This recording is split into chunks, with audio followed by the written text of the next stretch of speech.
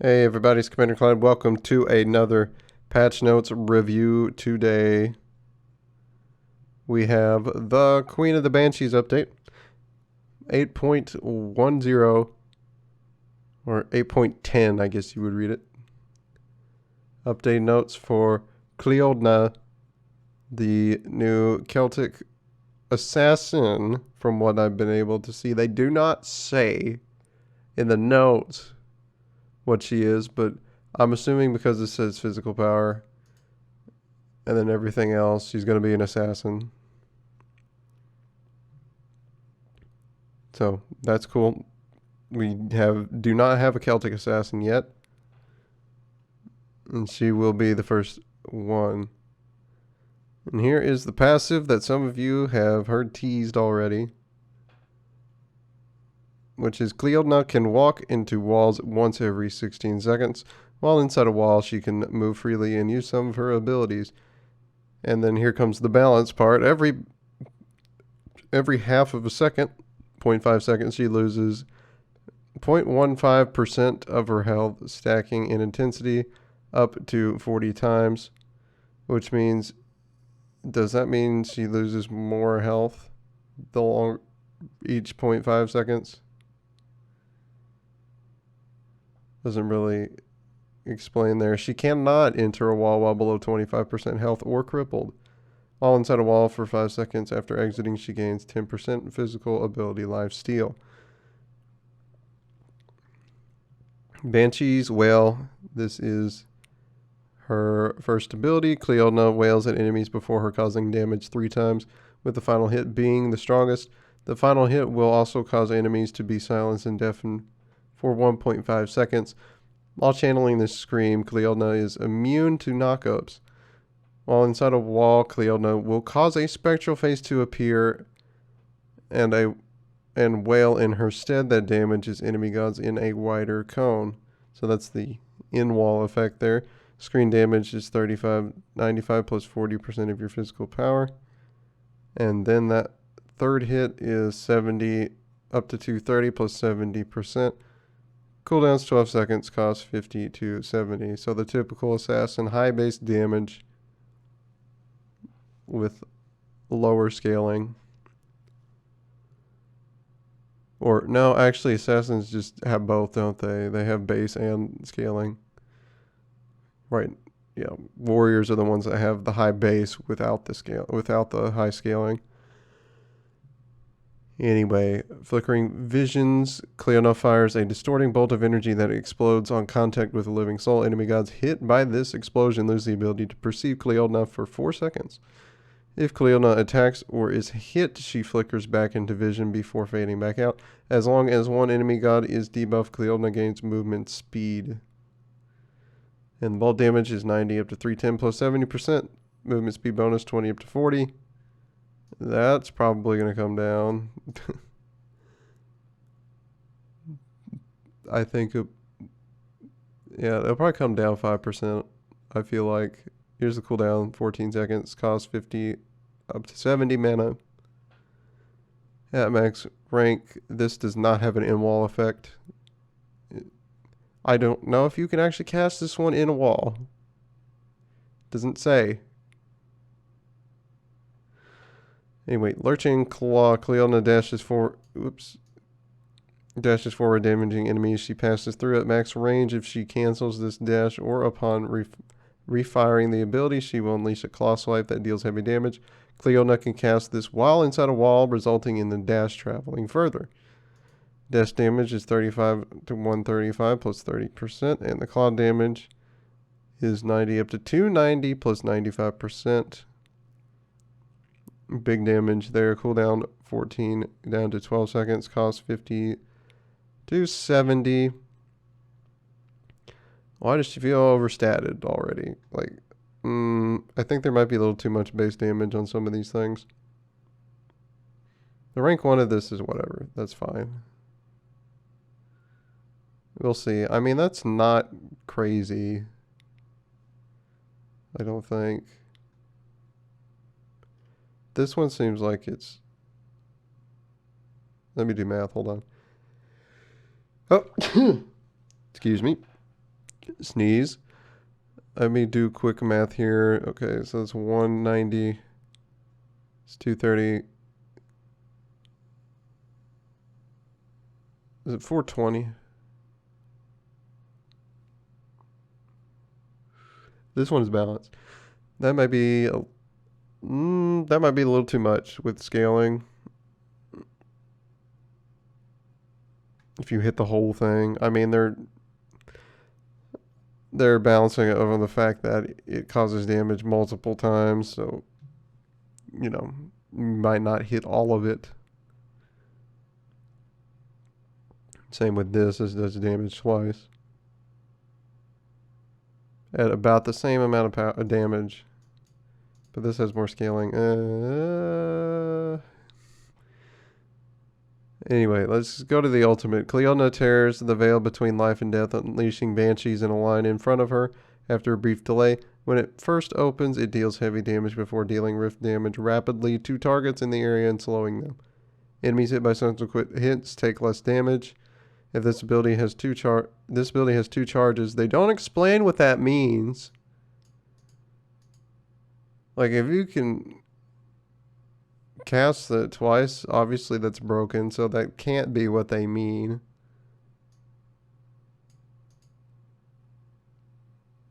I really don't know what they mean.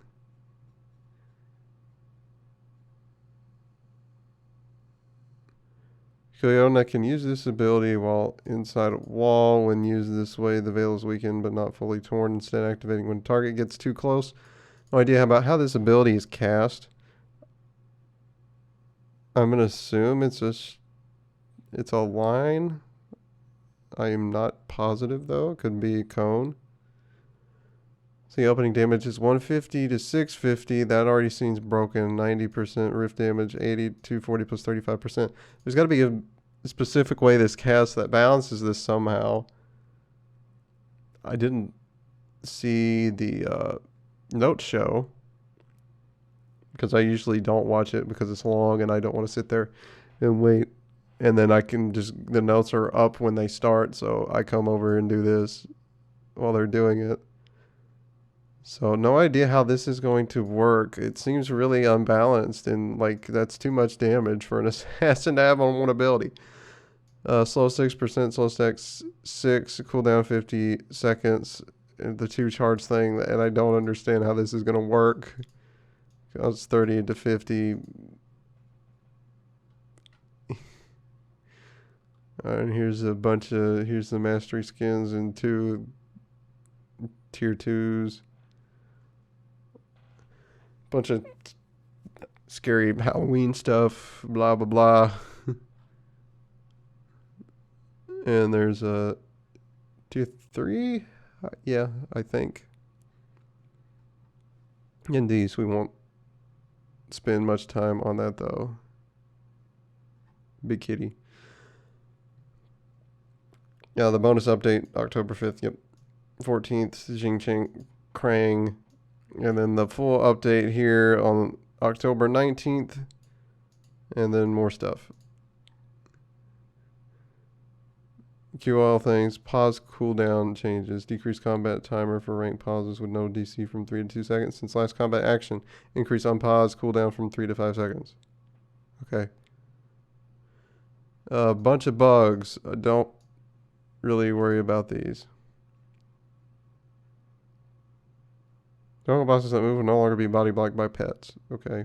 I mean, that's actually interesting. Okay.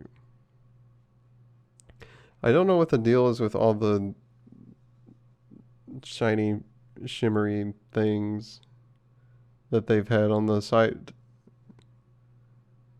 Anyway, we got some changes to Chinese Joust to improve farming. Increase split bonus from 0.65 to 0.75. Fix various issues where abilities could travel to areas outside the map, i.e. Janus ult. Bull Demon King. Increase max health from 1750 to 2250. Yes, increase physical protections 25 to 45. Increase magical protections from 25 to 30. Plighted both Joust and Duel. That's probably fair because in Duel people abuse this thing with Mannequin. And then in Joust you got 3 people. So balance that. New Conquest map theme. Seasons are changing and winter arrives early to the Smite universe. The war of the gods is taking a toll on those around them. Humans are losing trust in those that they worship, while the lands they loved are overrun with death. This has manifested itself into a blanket of snow and fog. Oh, that's what the snow's for. Fog across the battleground. We can only hope that there will eventually be peace, but things may get worse before they get better. With this theme comes a huge artistic change to the map. For the first time in Smite history, the map will be overseeing a huge visual change outside of an actual rework. The lanes and jungle paths will remain in their current state, but the visuals will be drastically changed. A new mechanic will also be introduced in this update.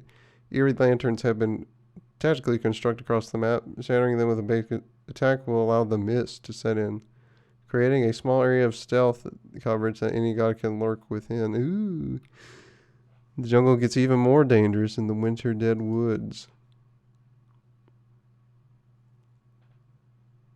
Snow and ice has covered the map. Be there till 9.1. New mechanics, lanterns. We just saw what that does. They last 1 minute. Respawn 5 seconds after it expires. Gods inside the mist are hidden to all enemy gods outside. Reveal rules. Gods hiding inside the mist will be briefly revealed by enemy gods. If they basic attack, they cast or channel ability, they take damage. They are hit by an enemy ability or passive item that grants extra vision. An enemy ward is placed inside the mist with them. No enemy wards placed outside the mist will ping enemies within the mist on the minimap, but do not fully reveal them. Okay. Abilities grant stealth, override the mist reveal rules. AI minions ignore enemy gods inside the mist unless that god is revealed. Green buff. Support buff increase health, base health and mana provided by this buff from 50 to 100 of each. People aren't, I guess because people aren't getting it. Really, I don't know. Or maybe they want it to be more useful. You may increase the HP 5 and NP 5 of enhanced effect from 10 to 15 of each. And the Mangy Draugr, which is the name of the little guy that drops the support buff. Increase spawn time of this buff from 35 seconds to 1 minute for even more balancing. Decrease HP scaling per stack from 135 to 90. I guess because he spawns later. Huh. Other notes, the Draugr boss and his arena will remain on the winter map. The new XP camp introduced by duo and solo lane will also remain on the map. Look at all the pictures. Very pretty with the snow. Items. Outside defense. Increased damage mitigation from 5 to 10%. Okay. Warding Sigil, because this is an underused starter. 600 gold, 75 health. 15 physical power, 10 magic protections, 10 physical protections.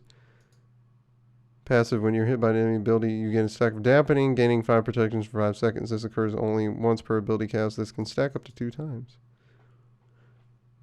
Oh, it's been reworked, actually, just to function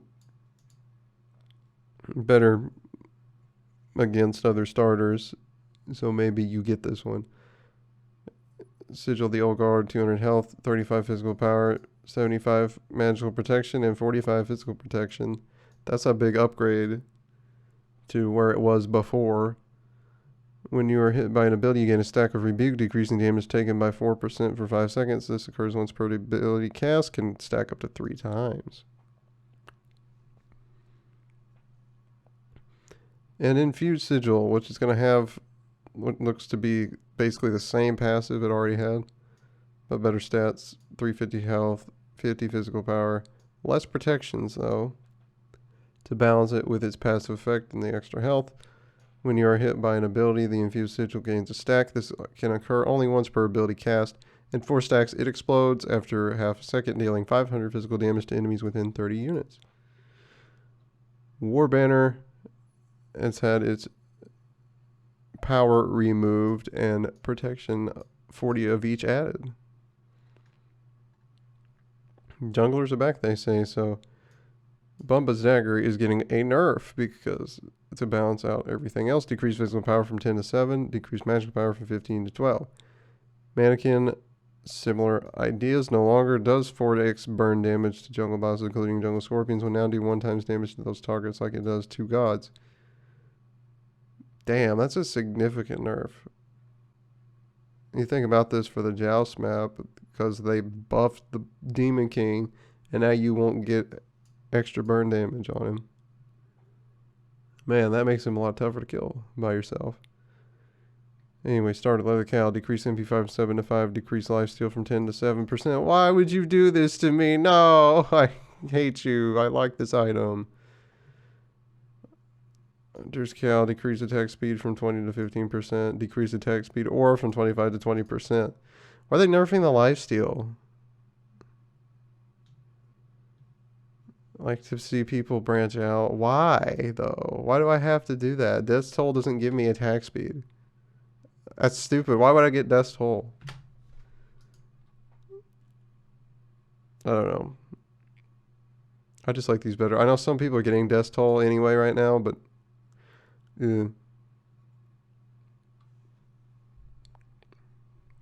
We'll come up with a build for that. I think a lot of people doing that are getting Devos with it. Which I find strange. Considering late game it has better lifesteal, and you could just get Transcendence if you're gonna get start with an item that doesn't have attack speed. I don't know why you wouldn't just do that. Anyway. Pridwin, this is a big one. Pridwin now only scales based on protection from items, no longer has its own base protection. Interesting. Increased shield health scaling from protections from 100 to 125%. Increased magical damage scaling from shield health and from 50 to 75%. Let's see. This is a big one. This is the primary item that is enabled tanky junglers. I don't know about that. Why are you making solo laners suffer? We are applying a shift to make this item passive only scale based on item protection, so you'll need to be buying more protection items to make this effect worth it. Well, I see that's the point, I guess, but if it doesn't have base protections, what are you buying it for? I mean, you get the passive, but then its only base stat is, what, 10% cooldown or whatever it is? Does it have health? I don't actually remember. I don't know. You're just discouraging tanky jungler nonsense, which is fine, I guess. I mean, the fact that it only had 30 protections on it, I guess it's not really a big deal, because they weren't great protections anyway. So we'll see. Although this could nerf certain solo laners that were relying on being able to get extra power while still getting prods from Pridwin. So we'll see.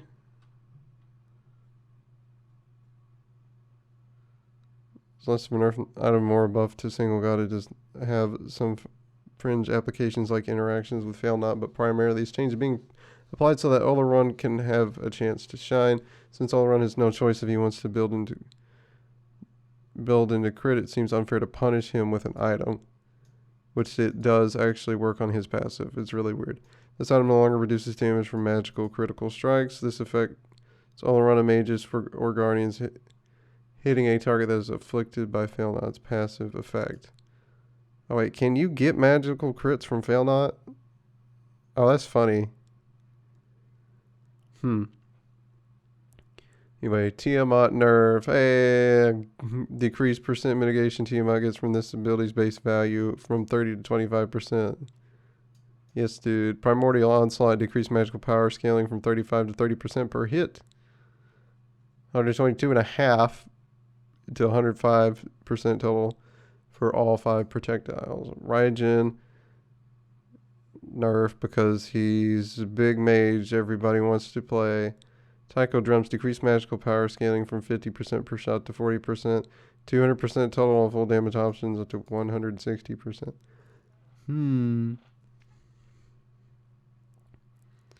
Sylvanas Nature's Bounty, decreased level where his passive upgrades from 20 to 17. And Charybdis, increased base physical power from 34 to 38. We knew buffs were coming.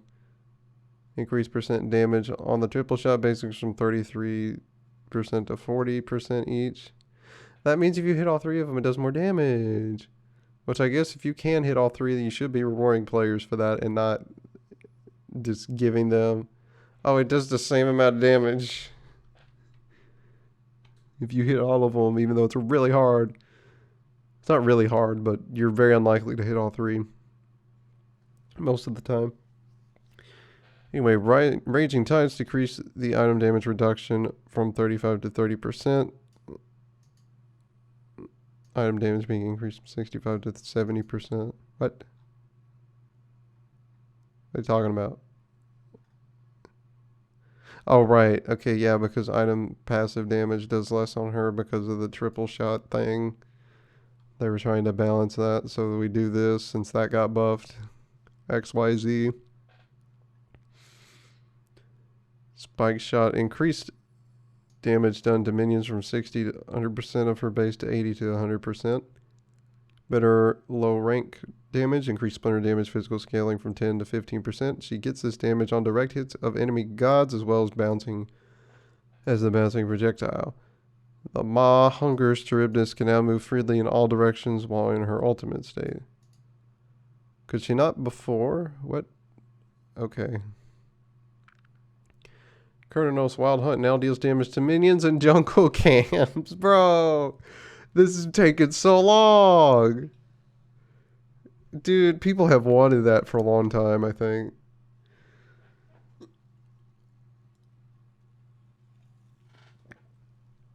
Right, that's the worst thing. You pop your ult and don't hit the enemy god if they're on you in the middle of the wave, and then it doesn't matter that you did that. You just, okay, wasted my ult.